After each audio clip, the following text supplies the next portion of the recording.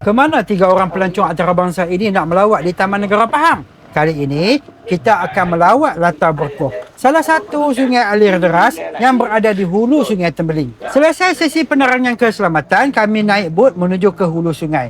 Jarak perjalanan taklah panjang mana sangat. Dalam 1 jam 45 minit begitu. Sepanjang perjalanan, kita berpeluang melihat pokok-pokok hutan yang tumbuh di sepanjang Sungai Tembeling. Luas kawasan hutan Taman Negara Pahang adalah 4,343 km persegi, merentasi negeri Pahang, Terengganu dan Kelantan. Hutan ini menjadi tempat perlindungan haiwan liar seperti harimau dan gajah. Sekarang kita melintasi kawasan perlindungan ikan kelah, salah satu spesies ikan yang dilindungi oleh undang-undang. Sampai sudah kita di jeti Latar Berkoh. Dari sini, kita akan berjalan kaki lebih kurang 45 minit untuk sampai ke destinasi. Latar Berkoh merupakan sungai yang arusnya sangat deras. Jadi, jangan sesekali mengabaikan keselamatan apabila berada di sini. Setibanya kita di Latar Berkoh, kita boleh lihat betapa indah dan cantiknya suasana sungai bersama alunan arus deras. Bagi sesiapa yang sukakan kedamaian dan ketenangan, maka trip ke Latar Berkoh merupakan trip yang jangan dilepaskan.